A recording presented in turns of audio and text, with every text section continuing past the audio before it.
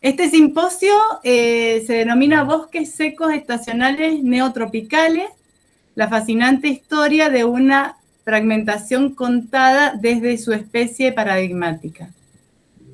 Van a exponer la doctora Virginia Janina Mogni, la doctora María Eugenia Barrandegui y la doctora Alejandra Lorena Goncalves. Las voy presentando a medida que van exponiendo, si quieren, así, y al final el público puede hacer las preguntas a cualquiera de las tres, ¿sí? ¿Les parece? Bien, de acuerdo. Bueno, la doctora Virginia Janina Mogni va a exponer el título de su exposición, es ¿qué son los bosques secos estacionales neotropicales? Flora y biogeografía de un bioma con identidad propia. La doctora Mogni es ingeniera agrónoma, es doctora en ciencias agrarias, se doctoró en la Universidad Nacional de Rosario, realizó un postdoc también en la Universidad Nacional de Rosario, actualmente es jefa de trabajos prácticos en la Cátedra de Botánica Morfológica y Sistemática Agronómica en la Universidad Nacional de Rosario y es profesora adjunta en Sistemática Vegetal y Producción Forestal en la Universidad de Villa María, Córdoba. Bueno, presenta gran número de publicaciones en revistas científicas de alto impacto, posee gran número de doctorandos e integra proyectos de investigación y de extensión. Bueno, doctora Mogni, la escuchamos. Bueno, María Verónica, muchas gracias. Bien, voy compartiendo. Mientras tanto, te consulto con respecto al tiempo, ¿mantenemos más o menos lo que habíamos acordado o lo acortamos un poco más teniendo en cuenta que arrancamos más tarde? Hasta las 4:30 se podría porque después ya hay otra actividad, así que sí, lo podemos achicar un poquitito, si no. Bien, bueno. Dale.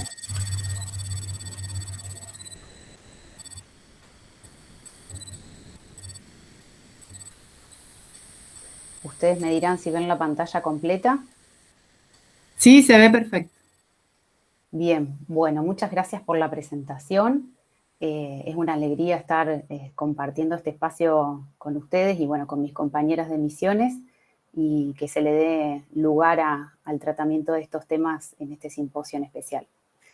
Les comento que toda esta presentación que voy a estar dando es un trabajo conjunto con mis compañeros de cátedra de la Facultad de Ciencias Agrarias. Después voy a comentar un poquitito más, pero junto con ellos conformamos el nodo Zavalla, que forma parte del grupo Dryflor, que estudia estos bosques secos estacionales neotropicales. Así que, bueno, sin más, voy a dar comienzo. Y como para empezar a hablar básicamente de esta caracterización del ambiente y de los bosques secos estacionales neotropicales, quería hablar un poco de la historia, de cómo se llegó a esta circunscripción y cómo se llegó a la delimitación de esta región biogeográfica. Para eso voy a poner en contexto un poco y voy a hablar del esquema biogeográfico de Cabrera y Willink, más especialmente de la edición de 1973 y de 1980, que es donde establecen la regionalización para Sudamérica, considerando tanto datos de fauna como de flora. Hago la aclaración que esto no quiere decir que no existan otros esquemas o que no hayan existido otros esquemas vigentes, sino que por ahí es el esquema de referencia que hasta hoy en día sigue firme para un montón de propuestas que están vigentes. Para lo que es Argentina, han habido otras publicaciones, por ejemplo la de Oyarzábal et al. En 2018 y más recientemente la de Arana y colaboradores, que, bueno, tienen su propuesta en sí, pero como está más bien restringido a lo que es nuestro país, con planteos hacia otras regiones, no lo voy a estar tratando en esta presentación. Bien, bueno, habiendo aclarado eso, comentarles que, bueno, estos dos grandes autores de este esquema propuesto para Sudamérica, en su trabajo, tenían en consideración que las Caatingas y el Gran Chaco formaban parte de un mismo dominio, en base a básicamente a su similitud fisonómica, es decir, a la apariencia de la vegetación. Las Caatingas es esta formación que ven acá hacia el nordeste de Brasil, mientras que, bueno, el Gran Chaco, en su sentido amplio, ¿no?, es lo que está indicado acá más hacia el sur. Entonces, estos autores consideraban tanto a las Caatingas como al Gran Chaco dentro del mismo dominio chaqueño. A su vez, estos autores tienen toda una jerarquización de las regiones que van desde dominio, después provincias dentro de los dominios y distritos dentro de las provincias. Otros autores, luego, como los brasileños Rizzini y Andrade Lima, también sostenían esta similitud entre las Caatingas y el Gran Chaco, incluso Juan José Morrone, que es un argentino pero que ahora está radicado en México, con sus propuestas de 2000 y 2014 también asocia al Chaco a las Caatingas. Entonces, bueno, toda esta información, principalmente la más antigua, ¿no?, es la que luego empezó a ser cuestionada. ¿Cuestionada por qué? Porque aparentemente, como les decía, la fisonomía es muy parecida entre los paisajes chaqueños y lo que voy a mostrar ahora a continuación de las Caatingas, pero bueno, yendo un poquito más al fondo en su florística, ya vamos a ver que no, y eso, bueno, trajo asociada una nueva propuesta para estas regiones. Entonces podemos ver acá imágenes de paisajes chaqueños, como la del Parque Nacional Copo en Santiago del Estero, palmares de Copernicia alba, lo que es el Chaco húmedo en Formosa, en zona de palmares. Si nos vamos más hacia el Chaco árido, más hacia el suroeste, estos son los paisajes chaqueños que podemos encontrar, por ejemplo, en Catamarca. Hacia el norte de la provincia de Santa Fe, lo que es la Cuña Boscosa, se pueden ver también quebrachales y zonas de Chaco bien particulares. Ahora, como les decía, en Caatingas, en esta región del nordeste de Brasil, también hay paisajes que se asemejan mucho en su apariencia, en la apariencia de la vegetación, como la Caatinga arbustiva, la Caatinga arbórea, el Seridó dominado por cactáceas, otro ambiente llamado Layedo, también en Caatingas, que está con esta particularidad de estos afloramientos que suelen estar colonizados por cactáceas, bromeliáceas, entre otras. Pero, como les decía, más que nada con los trabajos más antiguos que asemejaban a las Caatingas con el Chaco, se empezó a hacer como un estudio más profundo, esto a raíz de la tesis de Darín Prado en el año 1991, que iba más allá de la fisonomía para empezar a comparar en profundidad la florística. La florística, básicamente, y ciertas cuestiones biogeográficas que ya vamos a ver. Entonces, para este trabajo o este cuestionamiento se establecieron mapas de especies típicas del Chaco, especies típicas de las Caatingas y especies compartidas entre estos ambientes, y además se hicieron otros tipos de análisis multivariados.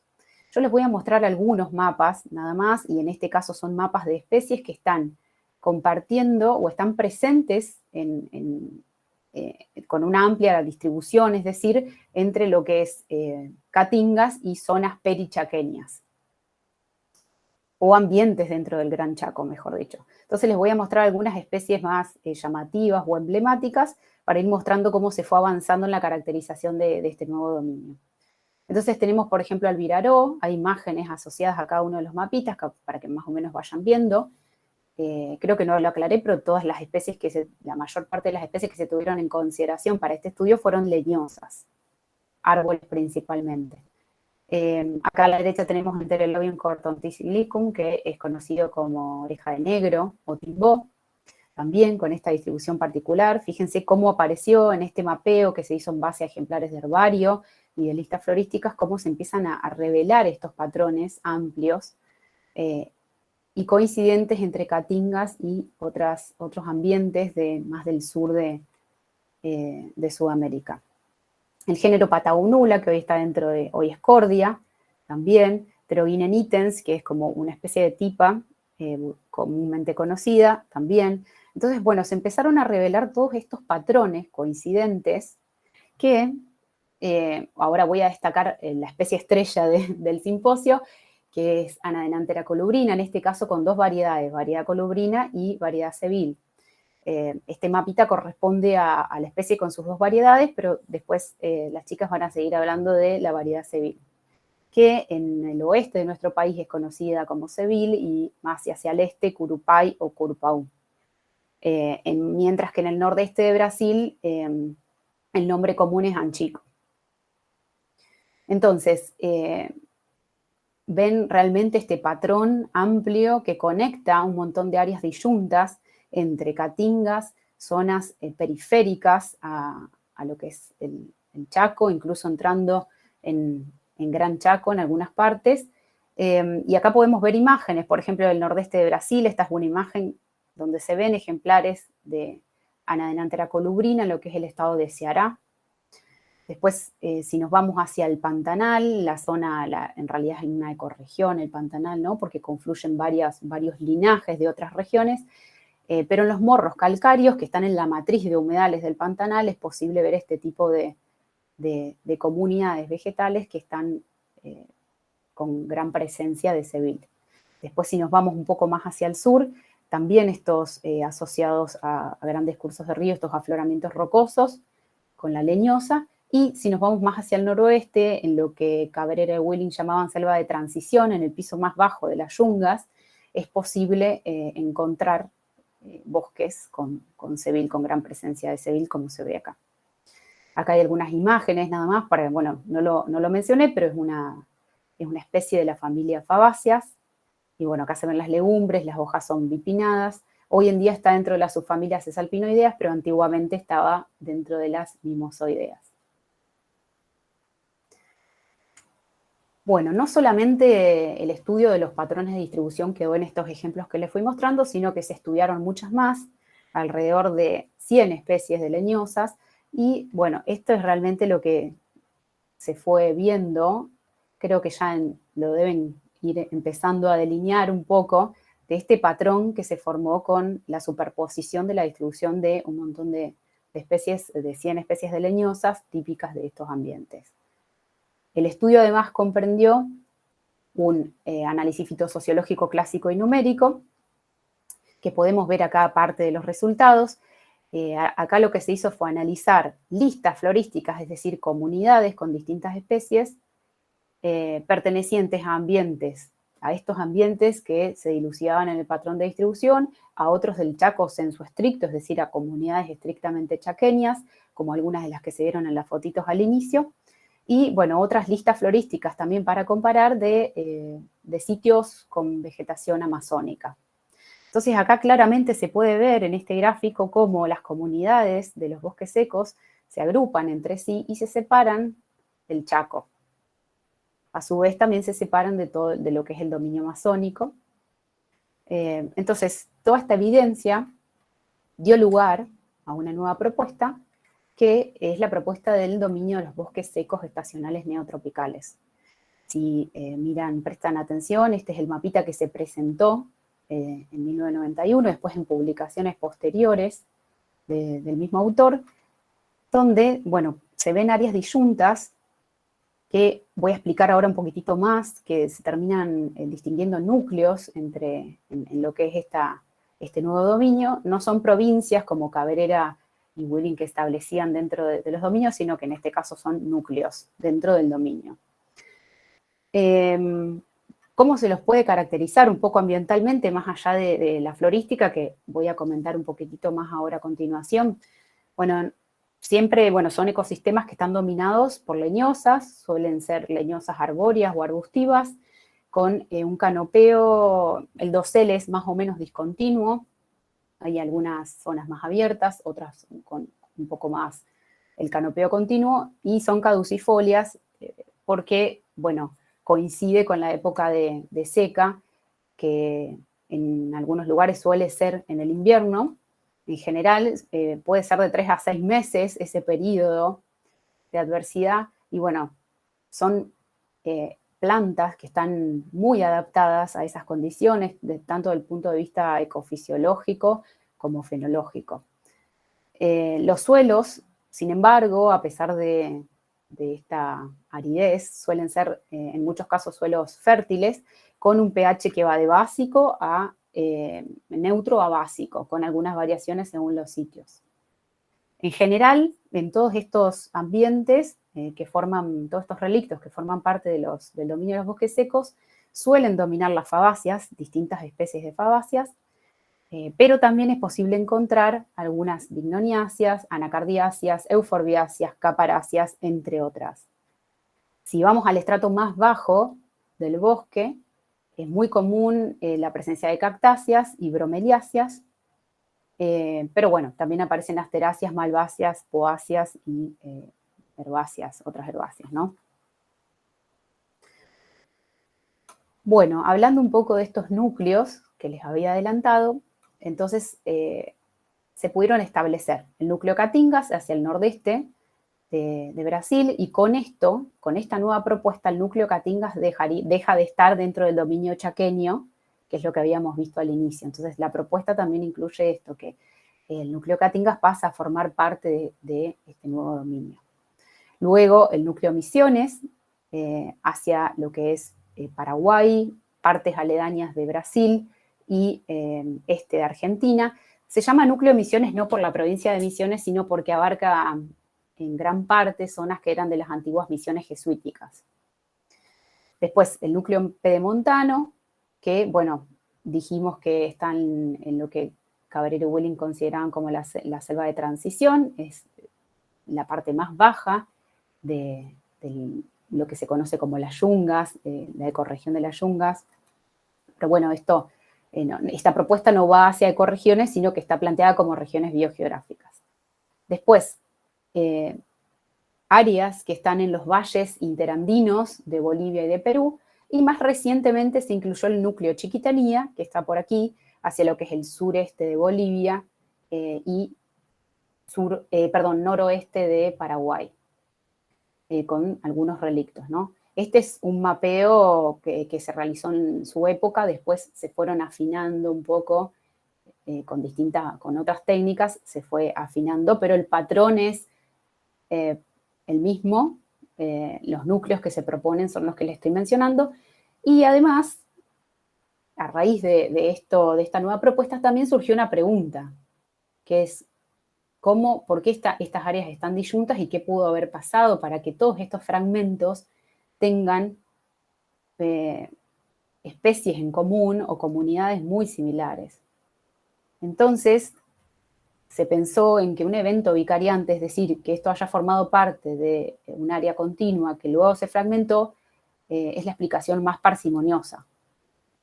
Distinto sería pensar que de un centro de origen, no hablando estrictamente del centro de origen desde el punto de vista genético, desde ahí se tendrían que haber dispersado todos a larga distancia hacia los mismos núcleos. Es decir, es muy difícil pensar que 100 especies se hayan distribuido a larga distancia de la misma forma a los distintos fragmentos. Entonces, la solución más parsimoniosa es pensar que toda esta comunidad alguna vez fue continua y se fragmentó por algún evento pasado.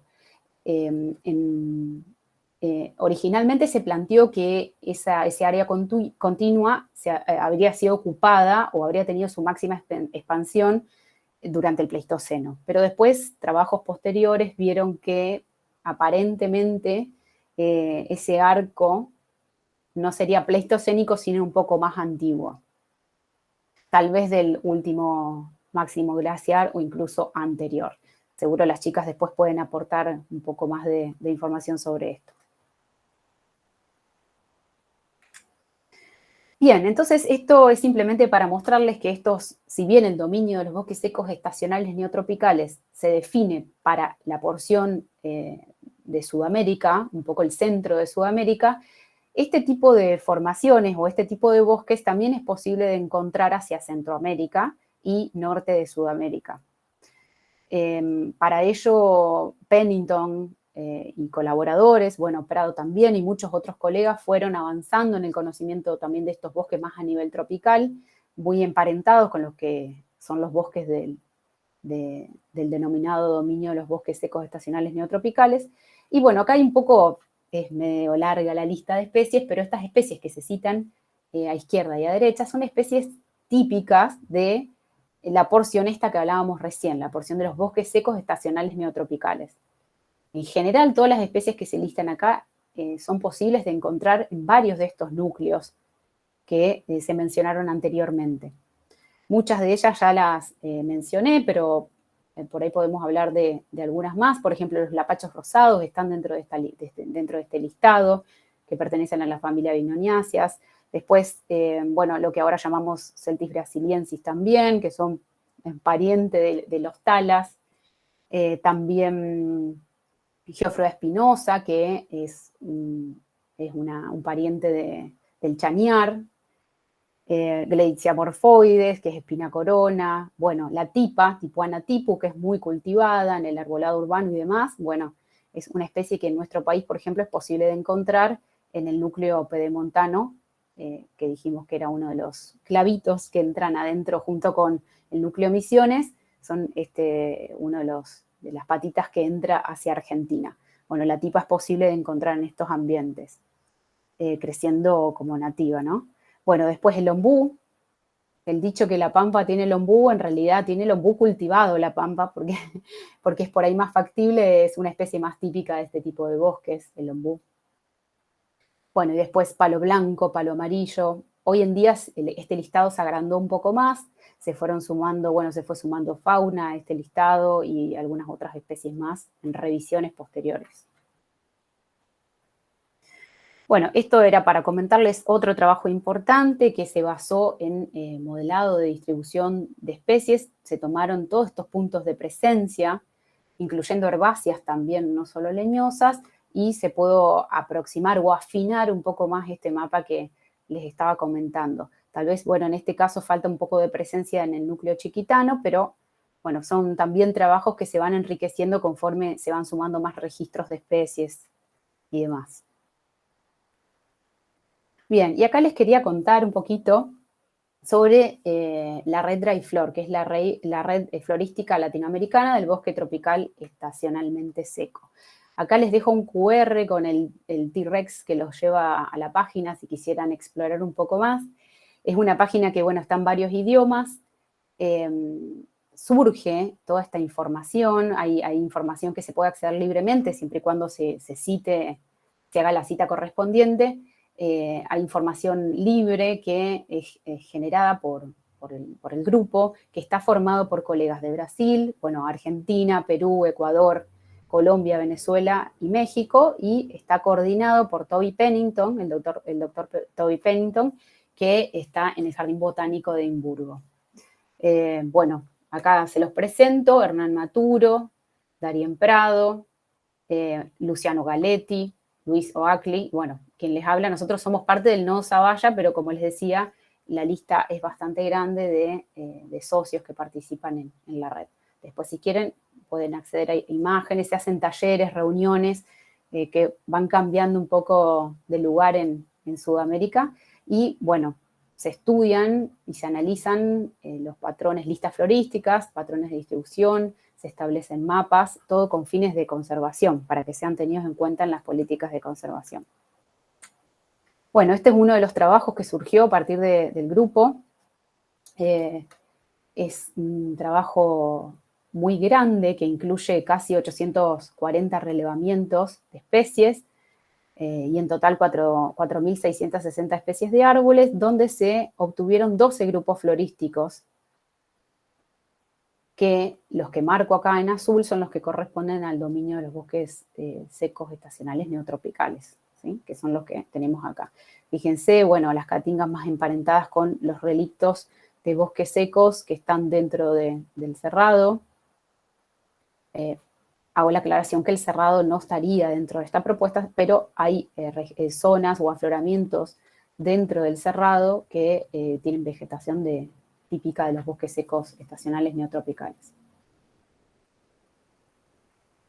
Bueno, también más análisis, no los quiero aburrir con estas tablas, pero era simplemente para mostrarles o comentarles de que cada uno de estos núcleos, o en realidad grupos florísticos, tienen un gran nivel de endemismo.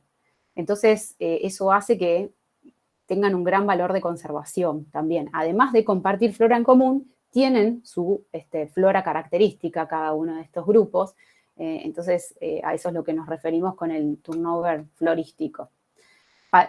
también se tuvieron en cuenta la situación de conservación de estos bosques en los distintos sitios. Perú es el país que está un poco más desprotegido con respecto a sus bosques secos. Están muy amenazados por esto que les comentaba de los suelos fértiles, que son tentadores para la agricultura.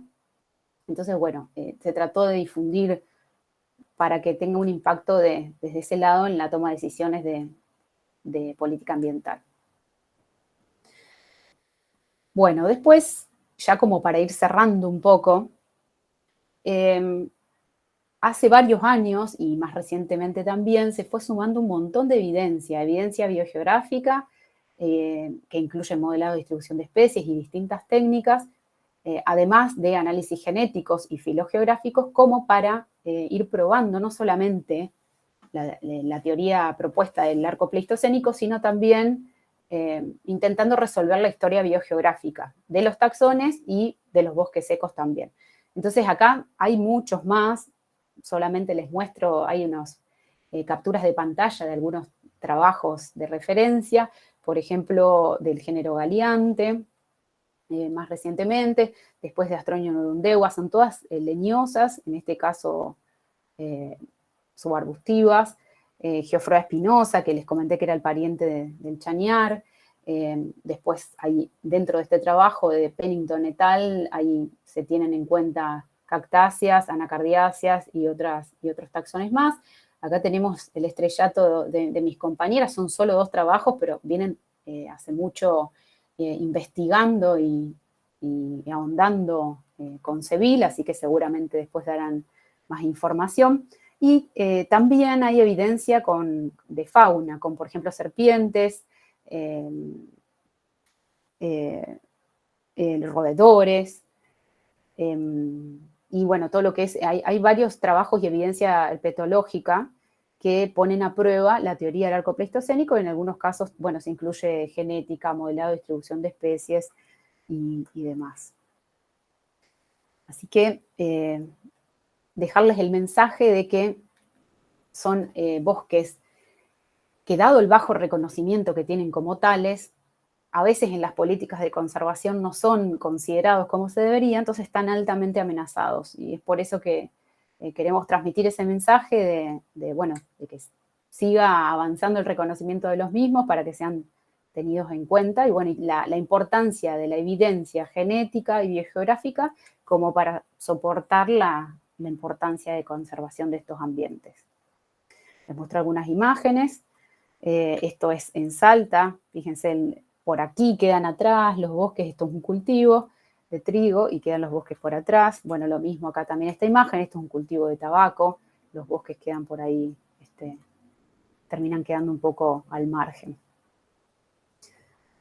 Así que bueno, eso es todo. Les agradezco mucho la atención y quedo disponible para preguntas. Muchísimas gracias, Virginia. Hagamos así, que las otras disertantes expongan y después hacemos todas las preguntas juntas, ¿sí? Perfecto, gracias. Bien, entonces ahora voy a presentar a la doctora María Eugenia Barrandegui. Ella va a exponer sobre la dinámica espacio-temporal de las poblaciones de Curupay, Anadentrena columbrina, variedad Seville, como testigo del pasado de los bosques secos estacionales neotropicales. Bueno, la doctora Barrandegui es licenciada en genética, se recibió en la Universidad Nacional de Misiones y también es doctora en ciencias naturales y se recibió en la Universidad de La Plata y realizó su posgrado en el Departamento de Genética en la Universidad de Misiones, en la Facultad de Ciencias Exactas, Químicas y Naturales. Es investigadora asistente de CONICET, es jefa de trabajos prácticos de la Cátedra de Genética de Poblaciones y Cuantitativa con afectación a genética de la conservación en la Universidad Nacional de Misiones. Y bueno, también es docente de posgrado, ha tenido becas de CONICET y bueno, posee gran número de publicaciones científicas internacionales, escribió capítulos de libros y es integrante de proyectos de investigación y tiene, bueno, gran cantidad de recursos humanos. Bueno, doctora Barrandegui, la escuchamos. Si puede compartir pantalla.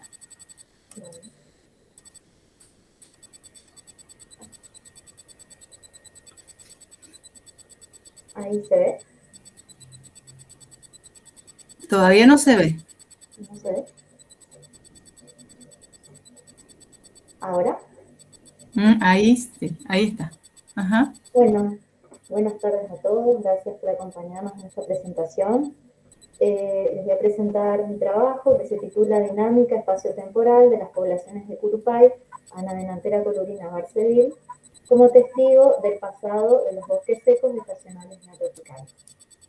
Bueno, este trabajo fue realizado con colaboración de los docentes investigadores Hugo Cerda, Cristian Sabino, la estudiante avanzada de la Facultad de Ciencias Exactas, Químicas y Naturales, Florencia Ducet, los docentes investigadores Virginia Mogni y Darien Prado de la Universidad Nacional de Rosario, y María Victoria García, que también es docente investigadora de la Facultad de Ciencias Exactas, Químicas y Naturales.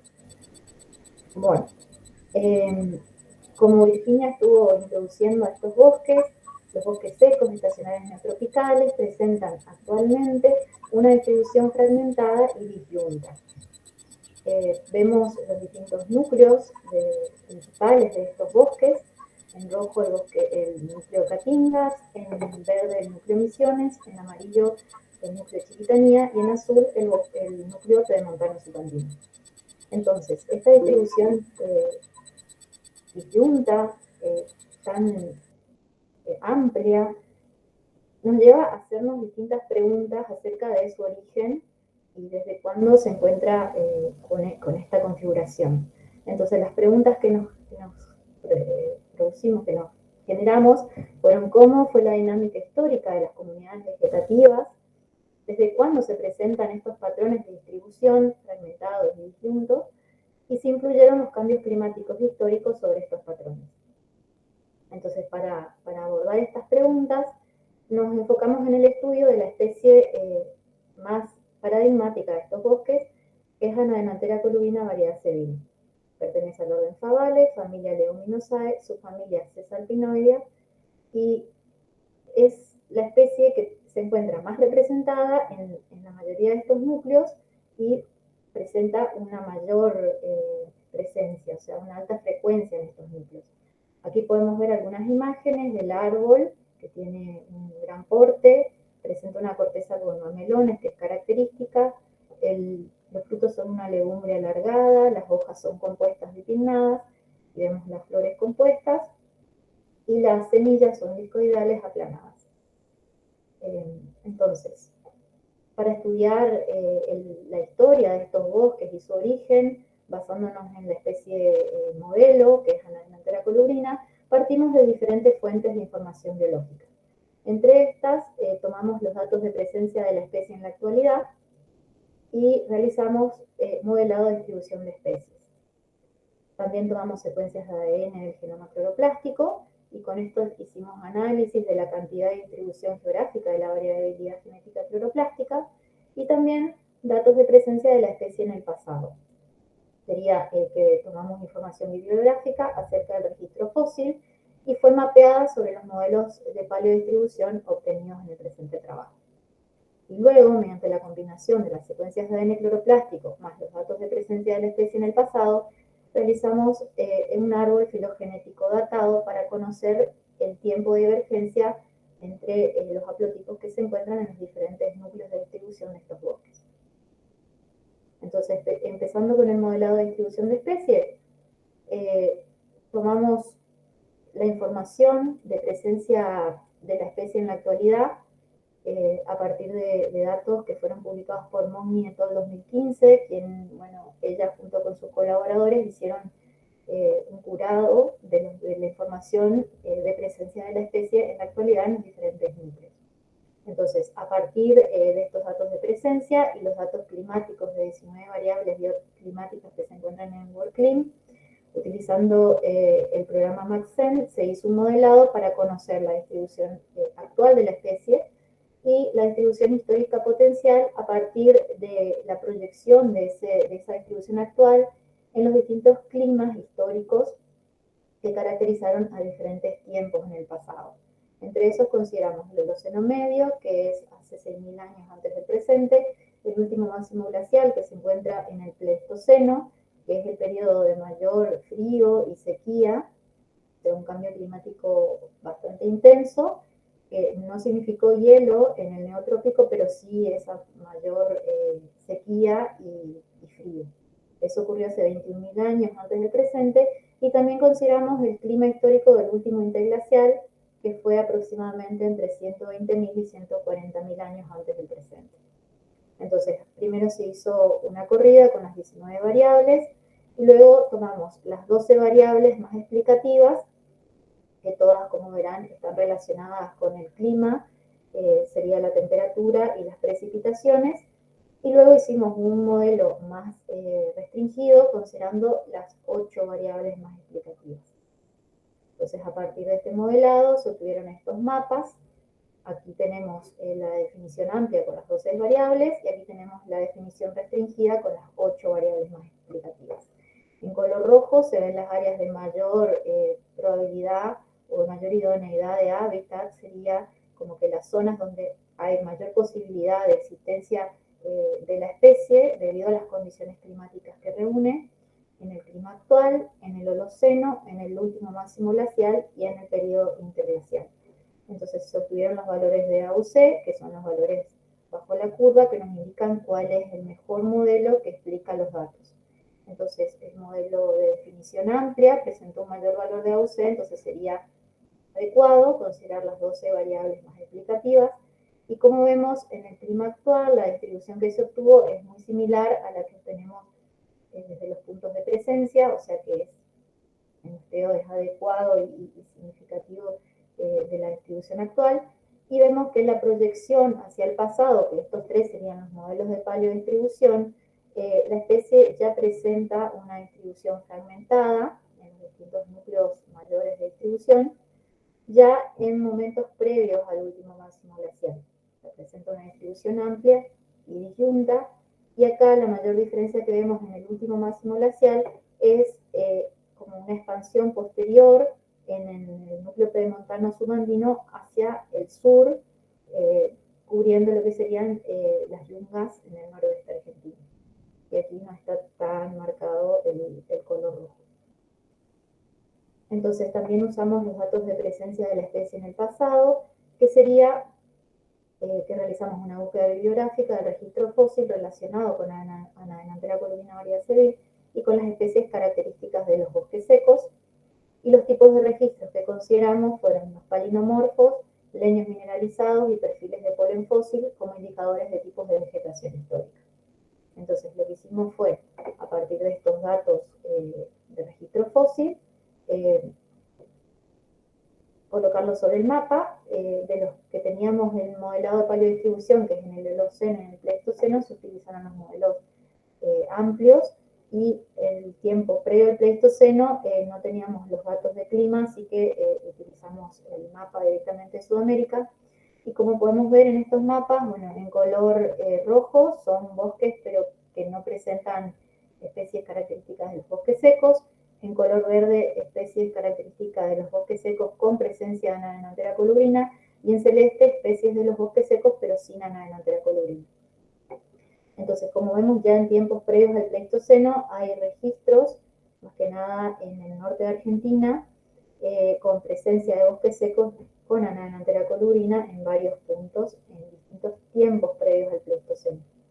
Ahora, en el Pleistoceno, acá indicamos si era todo el Pleistoceno, incluyendo el último máximo glacial del registro, o Pleistoceno, pero sin el último máximo glacial. Y bueno, podemos ver que en el noreste argentino también hay varios registros de presencia de bosques secos con Anadenanthera colubrina, principalmente en el noreste argentino. Y bueno, hay varios puntos donde hay datos de registro fósil, pero sin bosques secos, y otros de bosques secos sin Anadenanthera colubrina. Ahora en el Holoceno, que es 6.000 años antes del presente, vemos que hay más registros de bosques secos con anadenantera colurina con una distribución más amplia.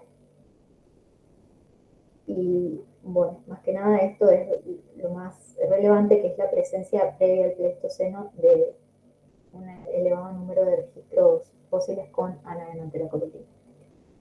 Ahora, tratando la variabilidad genética cloroplástica como otra fuente de información biológica, sabemos que en el genoma, la célula eucariota vegetal conviven los 3 genomas, el ADN nuclear, el ADN mitocondrial y el ADN cloroplástico.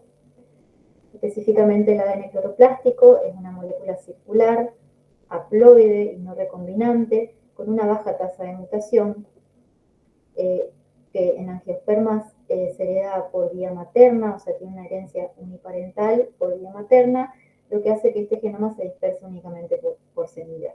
Este conjunto de características hacen a este genoma de gran utilidad para los estudios biogeográficos y estudios filogeográficos. Sería como un análogo al genoma mitocondrial en los animales. Entonces, específicamente tomamos 2 regiones no codificantes de la región grande de copia única del genoma cloroplástico de anadenantera colurina, tomando los primers universales diseñados bajo el genoma de Nicotiana tabacum. Entonces, una región es el intrón TRNL y otra región es el espaciador intergénico TRNL-TRNF. Entonces, sabemos que estas regiones presentan una baja tasa de mutación y todas las características del genoma cloroplástico, entonces son un buen aliado para este tipo de estudios porque tienen memoria de esos cambios que pudo haber tenido la especie o haber sufrido la especie en el pasado. Entonces, usamos primers universales de Nicotiana tabacum que pegan en regiones codificantes conservadas, y bueno, y utilizamos estas 2 regiones, que en total suman cercano a 1000 pares de bases, cerca de 500 pares de base cada región. Entonces, a partir de hojas jóvenes de 42 individuos adultos, pertenecientes a 18 localidades de muestreo, en el mapa podemos ver los puntos de las distintas localidades consideradas, se geoposicionó cada individuo, y a partir de esas hojas jóvenes que fueron conservadas en sílica gel o en sal hasta su procesamiento en laboratorio, se trajo ADN, luego se amplificó mediante la reacción en cadena de la polimerasa usando los primers diseñados por Taberlet, y luego se purificaron los productos de amplificación hasta su secuenciación. Se envía a secuenciar y tenemos los electroferogramas con la secuencia de estas regiones. Se secuenciaron en ambos sentidos, luego se controlaron y verificaron estas secuencias para luego alinearlas y buscar los sitios polimórficos que se encuentran entre estas secuencias. Como verán, acá está el alineamiento, una porción de este alineamiento, y vemos poca variación, lo cual es bueno, pero también a veces es problemático porque si no encontramos variación no tenemos información sobre la cual trabajar. Entonces se encontraron polimorfismos, vemos que pudimos identificar 7 haplotipos, acá están los nombres de los haplotipos y con colores a partir de ahora serán indicados en los siguientes análisis. Entonces tenemos 13 sitios polimórficos, esta es la región del intrón TRNL y este es el espaciador intergénico TRNL-TRNF.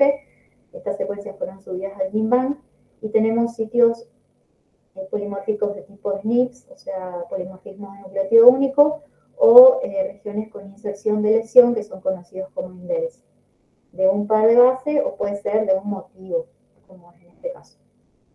Entonces, si posicionamos los distintos haplotipos en los lugares de muestreo, vemos que encontramos 2 haplotipos en el núcleo pedemontano subandino, donde en el sur se encuentra fijado un haplotipo.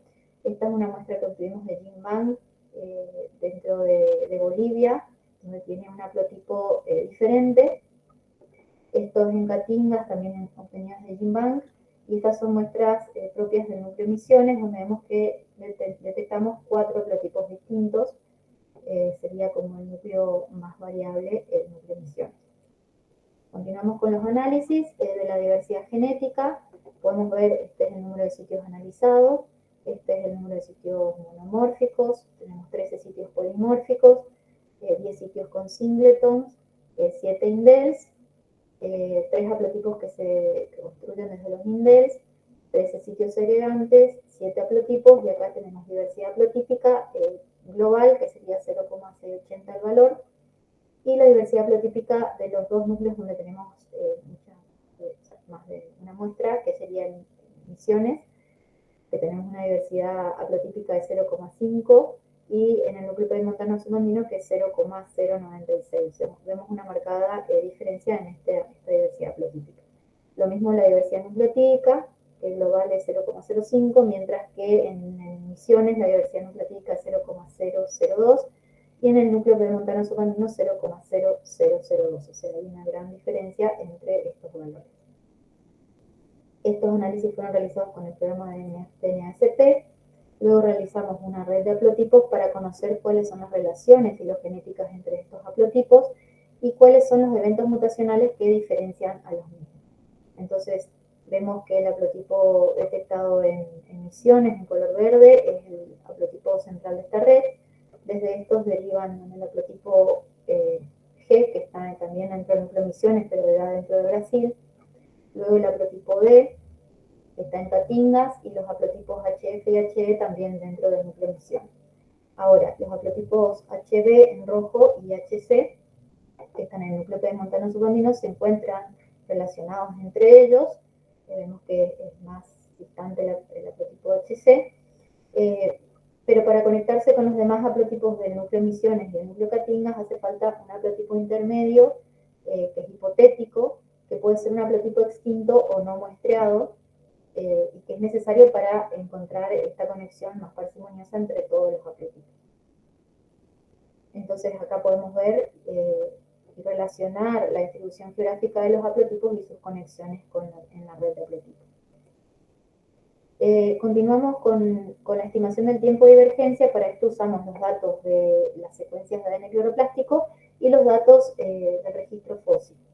Entonces se utilizó un modelo coalescente mediante un modelo de reloj molecular no correlacionado log normal. Se empleó un modelo de sustitución nucleotídica GTR.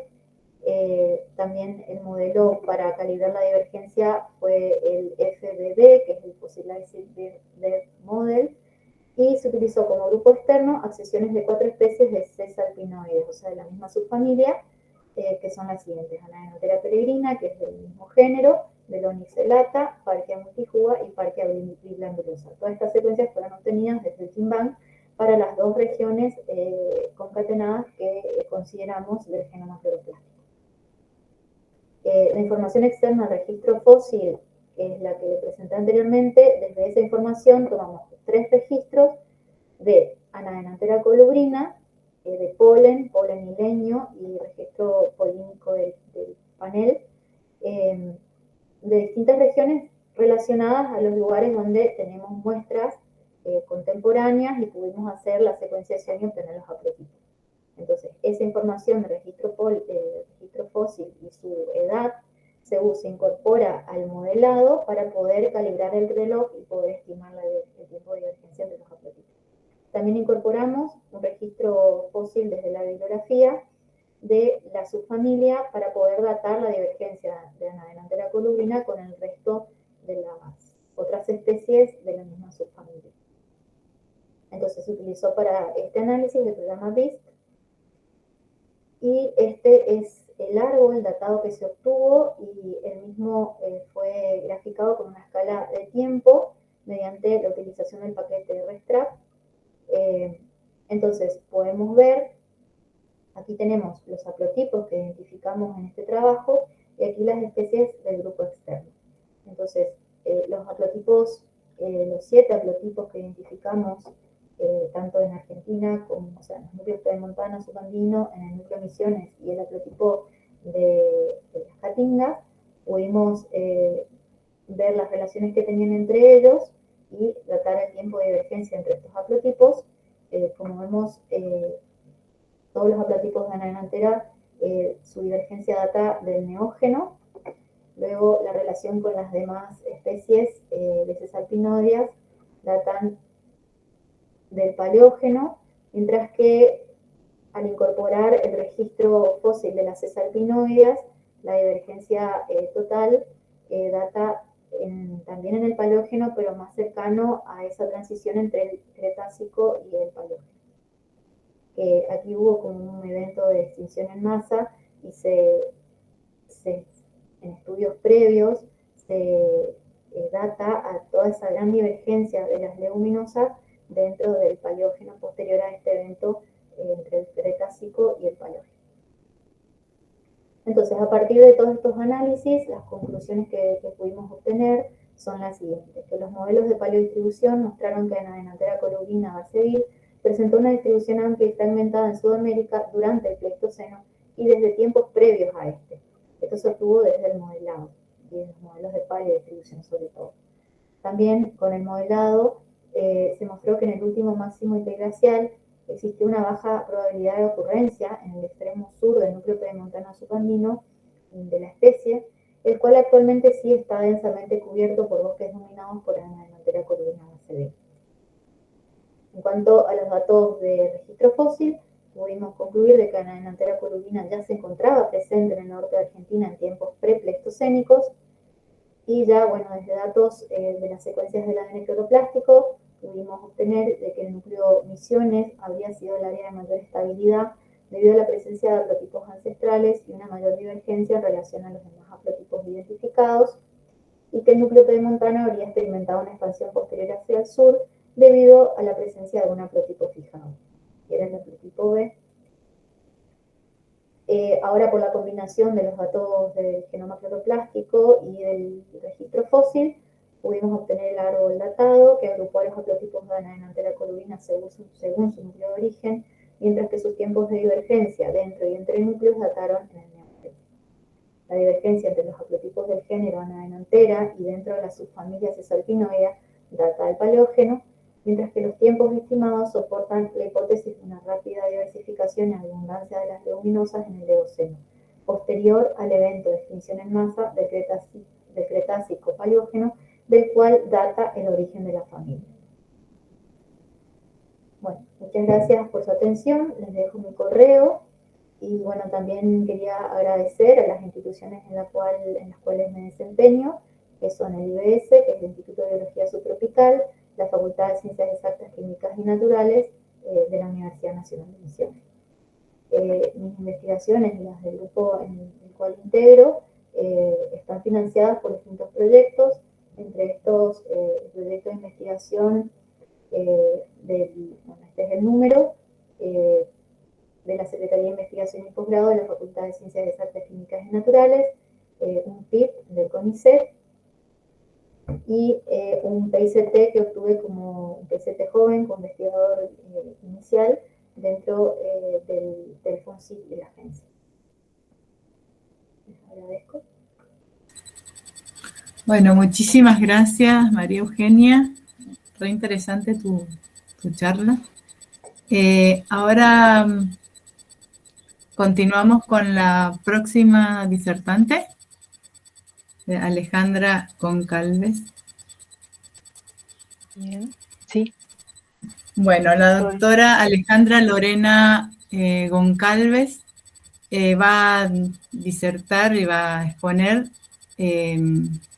la siguiente charla que se titula ¿Qué nos cuenta el fragmento poblacional de Anadenanthera colubrina, variedad Seville, sobre distancias de dispersión? Bueno, la doctora Goncalves también es licenciada en genética. Su título se lo otorgó la Universidad Nacional de Misiones. Realizó su doctorado también en la Universidad de La Plata y ha realizado una diplomatura en geomática aplicada a la producción agropecuaria en el Instituto de Altos Estudios Espaciales Mario Gulich de la Comisión Nacional de Actividades Espaciales. Actualmente posee una beca postdoctoral desarrollándola en el Instituto de Biología Subtropical de la Universidad Nacional de Misiones y del CONICET. Es jefa de trabajos prácticos en la asignatura Biología Celular, Biología General y Celular de la Facultad de Ciencias Exactas, Químicas y Naturales de la Universidad Nacional de Misiones. Posee recursos humanos, es autora y coautora de gran número de publicaciones en revistas científicas y es integrante también de proyectos de investigación. Bueno, doctora Goncalves, la escuchamos. Bien, muchas gracias. Bien, entonces voy a presentar, como para ir cerrando también este simposio, este trabajo que se titula ¿Qué nos cuenta un fragmento poblacional de Anadenantera colubrina sobre distancias de dispersión?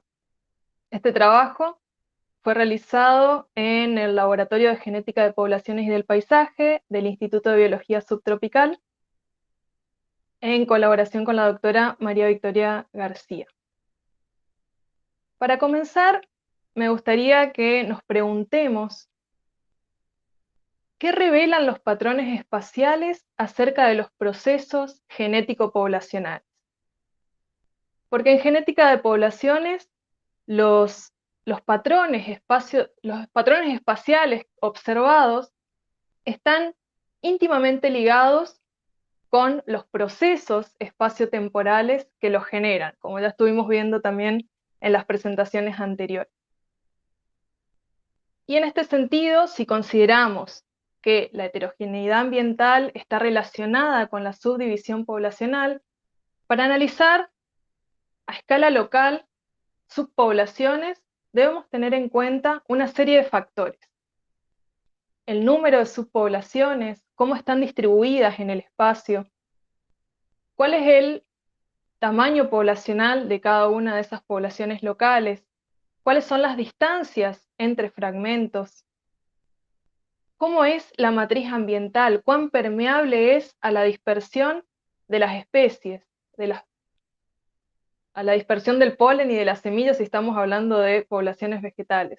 ¿Cuál es la capacidad dispersiva de la especie, las tasas de migración y cuánto tiempo ha transcurrido desde el o los eventos de fragmentación? Entonces, si pensamos en la estructura y composición del paisaje y los patrones de la variación genética, podemos encontrar una tensión y fuerzas bidireccionales que están mediadas por una serie de procesos. Si consideramos un cambio en el tamaño efectivo poblacional, el cual queda definido como el número de individuos que contribuyen genéticamente a la siguiente generación, este cambio puede darse por distintos eventos demográficos. Fragmentación, cuello de botella, o bien un efecto fundador seguido de expansión. A su vez, hay una serie de procesos microevolutivos que regulan los niveles de diversidad genética de las poblaciones. Para analizar todos estos procesos en conjunto, debemos tener en cuenta modelos de aislamiento por distancia y siempre considerar la biología de la especie de estudio. En este sentido, considerando aislamiento por distancia, si pensamos en eventos de fragmentación, procesos de deriva genética y flujo génico restringido, en conjunto, esto lleva a una reducción en el tamaño efectivo poblacional, en el número de alelos que se transmiten a la siguiente generación y una reducción en la conectividad genética entre poblaciones, lo cual puede llevar a un aumento en la diferenciación genética entre poblaciones locales. Esto nos permite definir a la estructura genética espacial como esa distribución no aleatoria de genotipos en el espacio. Si consideramos la biología de la especie, debemos tener en cuenta que en poblaciones de árboles la dispersión alélica se da en dos etapas independientes del ciclo de vida. La dispersión de semillas, relacionada con la colonización de nuevos hábitats, con la regeneración, y a la vez y la dispersión de polen. Y a la vez debemos considerar que el flujo génico efectivo se da si se produce una dispersión exitosa de los propágulos. Entonces, para analizar distancias de dispersión, debemos tener en cuenta una serie de factores que influyen sobre el flujo génico efectivo. La movilidad de los propágulos, cuáles son los vectores que median ese movimiento, el comportamiento de estos vectores, ¿Cuál es el sistema de fecundación de la especie? Si se da o no sincronización en la floración entre los individuos de la población analizada, cuál es la densidad poblacional, y luego de que se produjo la dispersión, también es importante considerar las condiciones ambientales para que se produzca la germinación de las semillas y el establecimiento de las plántulas. A escala local, si consideramos un contexto espacio-temporal y diferentes estadios del ciclo de vida, podemos analizar en el marco de aislamiento por distancia cómo se da la disminución de los niveles de parentesco a medida que aumenta la distancia. Además, si consideramos los patrones de mortalidad y reclutamiento y los patrones de mortalidad denso-dependiente, podemos analizar los niveles de estructura genética espacial a escala fina, prestando atención a los patrones de reducción lineal a medida que pasa el tiempo y aumenta la distancia geográfica entre individuos. Si a esto le sumamos las tasas de dispersión alélica y la asociación de los individuos a la heterogeneidad del hábitat, podemos caracterizar el tamaño de vecindario como la unidad panmíctica, es decir, ese tamaño poblacional en el cual, desde un punto de vista teórico, todos los cruzamientos tienen igual probabilidad de ocurrencia. Retomando un poco lo que veníamos comentando acerca de estos bosques secos estacionales neotropicales, creo que ya estamos, todos los que estamos presentes acá, convencidos que son un ejemplo de paisajes fragmentados en Sudamérica. Bueno, ya fue caracterizado por las expositoras anteriores, y podemos pensar que estos vínculos florísticos están relacionados con una distribución histórica continua. Anadenantera colubrina, variedad Seville, es la especie paradigmática, la especie estrella de estos bosques, dada su amplia distribución en los mismos. Solo para recordar un poco cómo es este árbol, ¿sí? Ocupa el dosel superior del bosque, llegando hasta alturas de 25 a 30 metros. En el tronco presenta mamelones dispuestos como erupciones de forma irregular. Las hojas son compuestas, bipinnadas, los frutos, folículos largos y angostos, marrones en la madurez, que presentan semillas planas y discoidales, de color castaño rojizo. Las flores se disponen en inflorescencias racimosas. Presentan nectarios extraflorales en la base del pecíolo y nectarios sustitutivos en la corola, los cuales atraen a una gran diversidad de insectos polinizadores. En cuanto a antecedentes en estudios poblacionales de la especie, se han realizado muchos estudios en relación a la diversidad y estructura genética poblacional, empleando marcadores del genoma cloroplástico y del genoma nuclear. En el presente trabajo nos hemos centrado, así como haciendo un zoom en ese mapa, en un análisis a escala local, ¿sí? De la estructura genética espacial a escala fina de individuos adultos y renovales en un contexto espacial explícito. Nos hemos planteado la siguiente hipótesis. El fragmento poblacional estudiado de Anadenantera colubrina variedad Seville presenta estructura genética espacial, con el objetivo de evaluar la estructura genética espacial en un fragmento poblacional en paisajes fragmentados del sur de Misiones. Por ello, los conceptos clave para esta charla son diversidad genética poblacional, estructura genética poblacional en estos dos estadios, estructura genética espacial a escala fina, tamaño de vecindario y distancias o tasas de dispersión alélica. Bien, el área de estudio se localizó en el sur de Misiones, en la reserva Campo San Juan, la cual se encuentra limitada por el río Paraná, los arroyos Santa Ana y San Juan, y la Ruta Nacional número 12. Dentro de esta reserva se han muestreado individuos en un fragmento poblacional de alrededor de 20 hectáreas, para lo cual se trazaron 4 transectas paralelas y no solapadas, y en ellas se muestrearon individuos, hojas jóvenes de individuos adultos y renovales. ¿Sí? Se georreferenciaron un total de 119 individuos, 60 adultos y 59 renovales.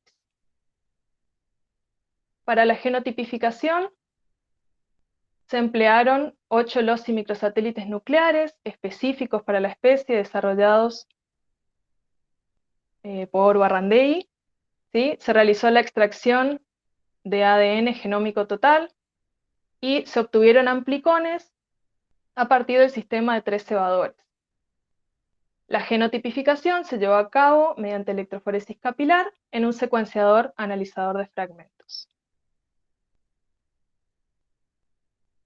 En relación a la diversidad genética, se detectó elevada riqueza alélica en ambos estadios, tanto en adultos como en renovales, resultados que fueron semejantes a los obtenidos para la especie a mayor escala geográfica y también semejantes a los obtenidos o a los detectados en otras especies de los bosques secos estacionales neotropicales.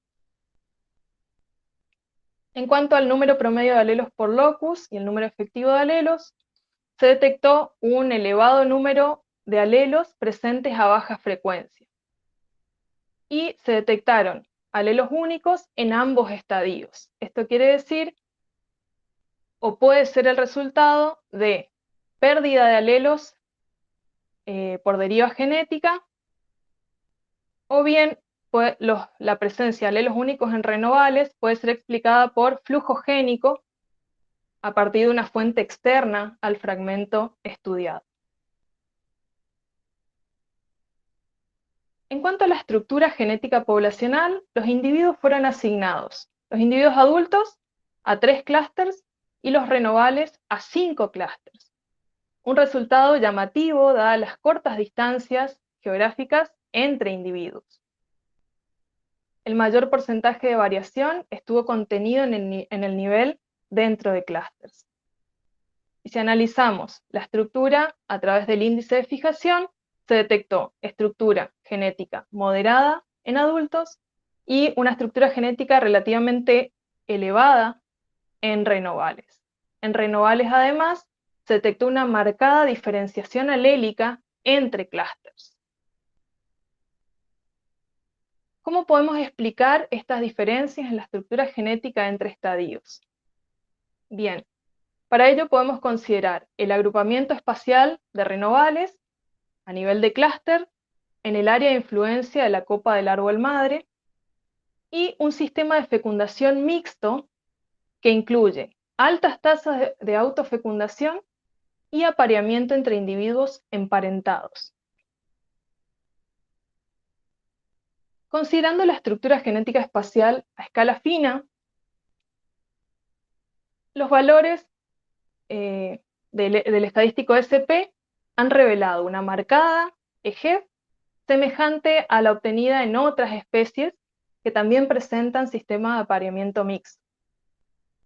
Además, las relaciones de parentesco han sido marcadas entre individuos próximos espacialmente, y si consideramos el coeficiente de parentesco en el primer intervalo de distancia entre renovales, estuvo comprendido en el rango entre lo esperado para hermanos completos y hermanos por autofecundación. Para analizar estos resultados, debemos tener en cuenta factores demográficos, factores ecológicos y caracteres de la historia de vida. Considerando el aumento de la probabilidad de supervivencia a medida que aumenta la distancia al árbol madre, en el marco de la hipótesis de Janssen-Connell, ¿sí?, podemos pensar que el patrón espacial más regular en adultos y la disminución de la estructura genética espacial a escala fina al comparar estadios puede ser el resultado de mortalidad denso-dependiente de los renovales, una reducción demográfica aleatoria y depresión por endogamia. Entonces, si a este gráfico que veíamos al inicio lo comparamos con el esperado para especies con mayores tasas de dispersión de polen y semillas, ¿sí?, como es el caso de los ejemplos que se presentan aquí, la estructura genética espacial a escala fina será mayor en una especie como el cevil, dadas las diferencias en las distancias de dispersión alélica, ¿sí?, lo cual a su vez configura un menor tamaño de vecindario en esta relación en la especie analizada. En cuanto a las distancias de dispersión, se detectó una dispersión alélica restringida a distancias de entre 5 y 17 metros, ¿sí?, y un reducido tamaño de vecindario. Esto sumado a la marcada estructura familiar, que, como vemos aquí, las distancias euclidianas entre pares de individuos adultos asignados a grupos de hermanos es mayor a las distancias lineales entre individuos renovales asignados a grupos de hermanos. Ahora sí, en conjunto, estos resultados podemos analizarlos considerando la biología reproductiva de la especie, ¿sí?, ya que se reconoce una marcada correlación negativa entre parentesco y distancia espacial. Para ello, debemos tener en cuenta que las inflorescencias heteromórficas andromonoicas de esta especie han sido descritas o constituyen la unidad de polinización. A su vez, se ha descrito una relación 1:1 entre número de granos de polen por políada y número de ovocélulas por flor, lo cual aumenta las probabilidades de que cada fruto contenga grupos de hermanos completos. A su vez, las distancias entre individuos dentro de clústeres están relacionadas con las distancias detectadas para medio hermanos, con lo cual esta estructura genética poblacional que veíamos al inicio de 5 clústeres entre renovales tiene un fuerte componente otorgado por la estructura familiar. Y las cortas distancias de dispersión estarían vinculadas con la dispersión a cortas distancias, la dispersión de semillas por autocoria a cortas distancias. Ahora bien, haciendo una síntesis de todo esto que estuvimos viendo, podemos considerar que la dispersión alélica restringida, detectada, las elevadas tasas de endogamia, ¿sí?, con estos individuos que se aparean con parientes, ¿sí?, con los individuos próximos, el reducido tamaño de vecindario, este apareamiento por proximidad, tanto espacial como genética, la mortalidad denso-dependiente de los renovales, la marcada estructura familiar y el sistema de apareamiento mixto, caracterizado por altas tasas de autofecundación, configurarían en conjunto la marcada estructura genética espacial a escala fina detectada en el fragmento estudiado. Si consideramos esta restringida dispersión alélica y la intentamos integrar a algunas de las cuestiones que ya se estuvieron presentando en este simposio, podemos pensar que la distribución de la variabilidad genética de Anadenantera colubrina variedad cevil debe ser analizada en un contexto espacio-temporal, el cual vincule todos los procesos que ocurren a través del espacio y del tiempo, ¿sí?, principalmente afectada esta distribución o esta estructura genética con la dispersión alélica restringida y esta fragmentación histórica de los bosques secos estacionales neotropicales. Hasta aquí la presentación. Muchas gracias por la atención. Gracias a las instituciones que aquí se presentan, y a las personas de las instituciones. Bueno, muchísimas gracias, Alejandra. Ahora sí, bueno, abrimos el espacio para preguntas. No sé si tienen preguntas que hacer, pueden levantar la mano y abrir sus micrófonos o escribirlas en el chat para cualquiera de las 3 disertantes. La verdad que un trabajo impresionante la de las 3. El de Virginia, yo me preguntaba si el muestreo de especies, porque ahí describiste todas las especies del bosque seco, y ¿se hacen en forma a pie, se hacen, o los hacen en forma satelital? ¿Cómo hacen el muestreo de especies? La determinación de especies. La obtención de esos son impresionantes. Sí, la verdad que es un área bastante amplia.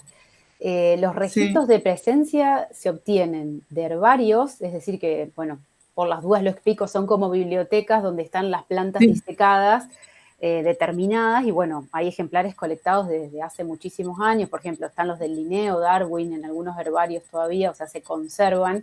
Entonces, lo que se hace a veces es ir a herbarios que tienen un gran número de ejemplares y se trabaja con esos registros.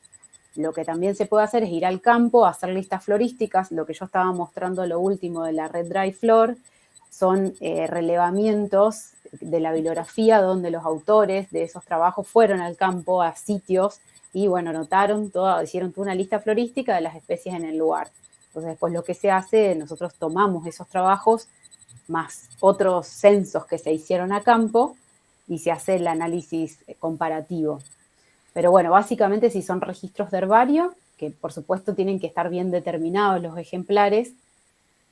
Después pueden ser trabajos de campo, listas florísticas chequeadas, o incluso también ahora lo que se está usando es bajar registros de bases de datos online, como GBIF, que tiene registros de un montón de organismos, pero bueno, ahí un poquito más delicado porque uno no tiene certeza de la determinación si está bien realizada. La caracterización está bien realizada. Entonces ahí hay que hacer una curaduría, tal vez, bueno, se pueden usar esos registros, pero hay que ser más cuidadosos con este tema de la determinación.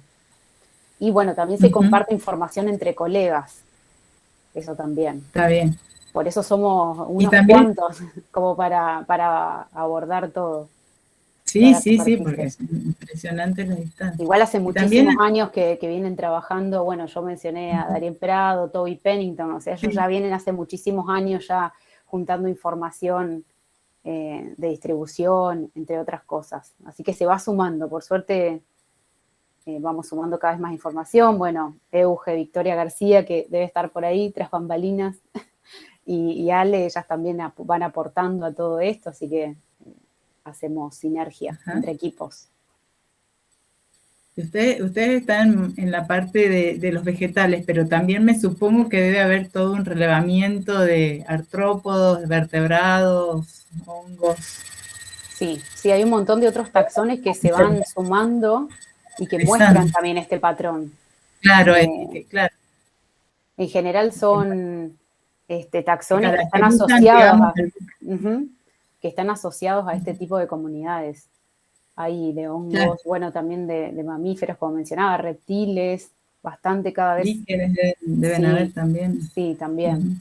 Todo lo que está arraigado a la componente vegetal que está fija, relativamente fija, ¿no? Porque, bueno, ya estuvimos teniendo acá evidencia de que las cosas en el plano temporal van cambiando. Aunque parezca que está todo quieto el bosque, a largo plazo. No, seguro, y aparte la presencia del hombre debe hacer bastante de la suya en esto de la conservación del bosque.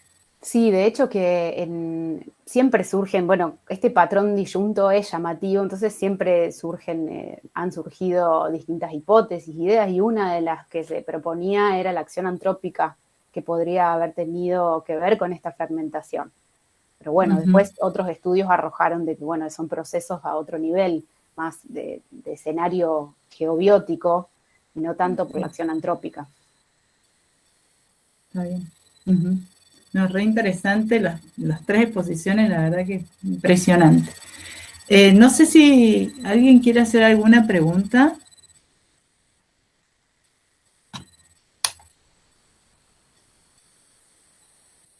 A ver si alguien levanta la mano y no lo veo.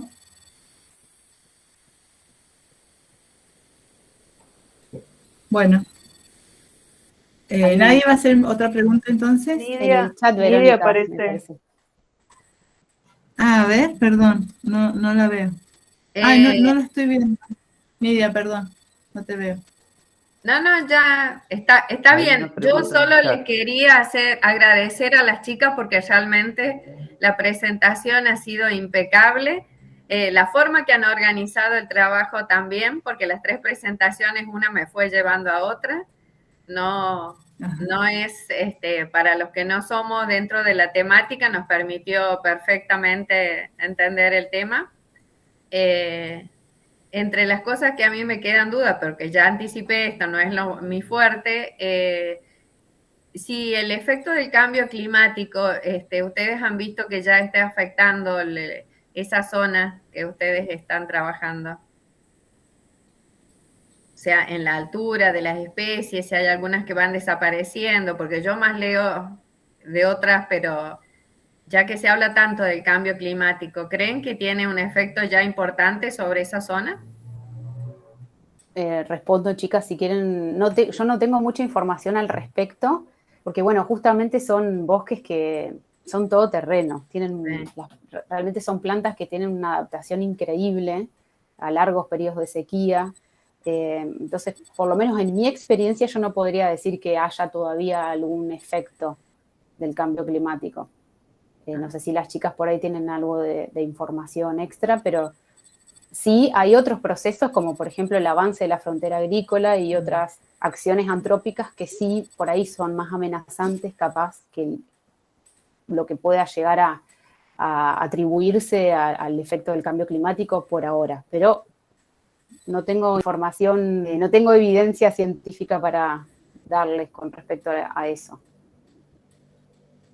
Perfecto. Nosotros puntualmente trabajamos solo con Ananantera colubrina. Sí. Iniciamos algunos estudios con el timbó, que también es de los bosques secos. Y bueno, puntualmente lo que tratamos de hacer es conocer y respondernos preguntas acerca de cómo fue evolucionando la distribución de esta especie en el pasado, para poder predecir qué puede pasar en el futuro con los cambios que se esperan, digamos.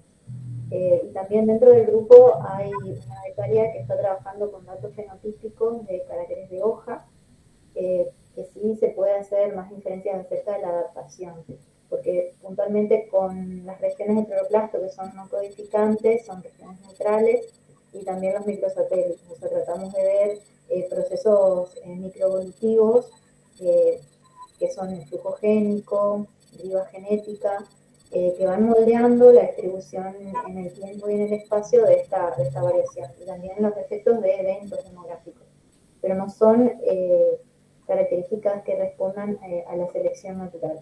Ahora sí, estas características fenotípicas, que son en tamaño, características de hoja, caracteres cuantitativos, sí están ahora en proceso de estudio, y la idea más adelante también es incorporar regiones codificantes relacionadas con genes candidatos. Y ahí sí podemos llegar, o sea, tenemos ahora actualmente un proyecto vigente, y ahí sí podemos responder preguntas más relacionadas con el cambio climático. Quería aportar una cosita más, que por ahí con ciertos trabajos de modelado, y esto hablando a nivel de comunidad o de especies en particular, dependiendo cómo se haga el modelado de la distribución, se puede llegar a hacer a futuro un modelado de distribución como para ver cómo se puede correr, restringir o ampliar el área de distribución, ya sea de una especie que tenga amplia distribución en estos bosques o de ciertas comunidades. Así que eso puede aportar también a todo lo que estaba diciendo Euge. Bien. También la realidad es el uso y la pérdida de hábitat que estamos sufriendo actualmente. Como bien explicó Virginia, son áreas de interés para, o sea, para la producción y en zonas densamente pobladas. Entonces, la pérdida de hábitat es realmente muy grande y por ejemplo, en el núcleo pedemontano-subandino se encuentra en las áreas más bajas, entonces el aprovechamiento de esas áreas es más intenso. Entonces, sí se está perdiendo gran cantidad de superficie debido a la acción del hombre en ese sentido, la pérdida de hábitat. Ahí Martín Rodríguez dice si ustedes están en contacto con el doctor Pensiero de la Universidad del Litoral, que están haciendo un trabajo muy parecido al de ustedes, en otra área, por supuesto. Que si sabían de esa iniciativa. Nosotros en la Cátedra de Botánica, bueno, principalmente Luis Boacli, Darín Prado, ellos hace años vienen trabajando y están en contacto con Pepe. Me tomo el atrevimiento de decir Pepe Pensiero porque ya lo conocemos así en la cátedra y es un amigo y colega con muchos trabajos, así que sí, estamos al tanto y hace poquito estuvimos en el Herbario de Esperanza visitando y viendo la colección, así que sí, es re valioso el trabajo que ellos vienen haciendo en determinados frentes con distintos proyectos. Sí. Bueno, ¿alguien más? ¿Una pregunta más? Bueno, chicas, la verdad que impecable la presentación de ustedes, súper interesante, súper biológica. Me encantó. Bueno, no sé si vamos por finalizado entonces el simposio. Bueno, las charlas quedan grabadas, chicas, así que seguramente más de uno las va a ver después, va a seguir estando en la página, así que seguramente van a tener contactos. Van a tener preguntas desde acá seguramente. Sí, sí. Bueno, están nuestros correos, cualquier cosita quedamos a disposición. Muchísimas gracias. Muchísimas gracias. Muchas gracias. Gracias a ustedes. Noticias nuestras. Gracias. Gracias a ustedes por el espacio. Chao, chicas. Adiós. Hasta luego. Hasta luego. Hasta luego. Chau, chau. Chau, chau.